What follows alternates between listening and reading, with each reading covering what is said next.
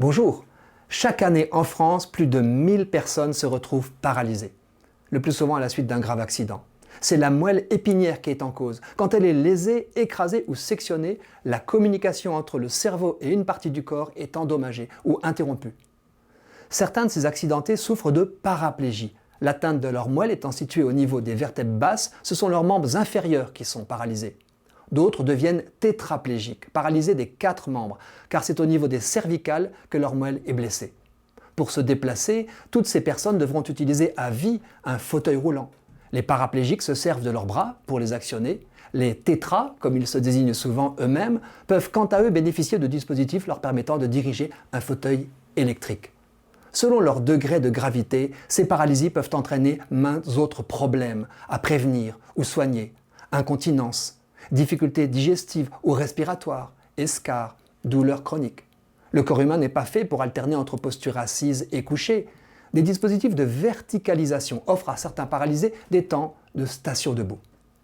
Pour tout être humain, accepter ses limites est une condition sine qua non pour construire ou reconstruire sa vie.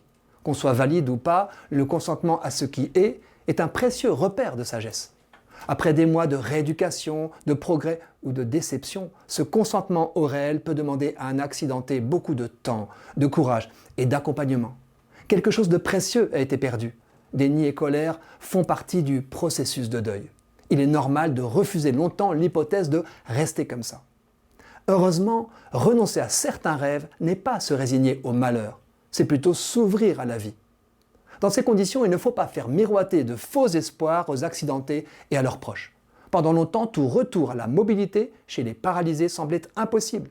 Mais une série de découvertes leur ouvre de nouveaux horizons. Une étude publiée en février dans une revue médicale sérieuse rapporte que 3 personnes paraplégiques ont pu se tenir à nouveau debout, se remettre à marcher, faire du vélo et nager, grâce à une nouvelle technologie. Leur moelle est toujours considérée comme irréparable, mais une équipe franco-suisse leur a implanté une quinzaine d'électrodes qui en stimulent électriquement plusieurs zones. Les patients n'ont toujours plus aucune sensation dans les jambes, mais après 5 mois d'apprentissage, leurs progrès ont été jugés considérables. L'un d'eux a pu marcher presque 1 kilomètre sans s'arrêter. Grâce à l'intelligence artificielle, les impulsions sont calculées pour provoquer une marche coordonnée. Ce résultat de plus de 10 ans de tâtonnement n'est certes qu'un palliatif à la paralysie. On ne peut pas utiliser en continu et l'arrêt des impulsions électriques fait revenir à l'immobilité.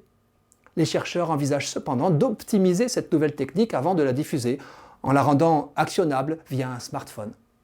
Les premiers bénéficiaires disent déjà qu'elle leur a changé la vie. Et c'est bien sûr une très bonne nouvelle.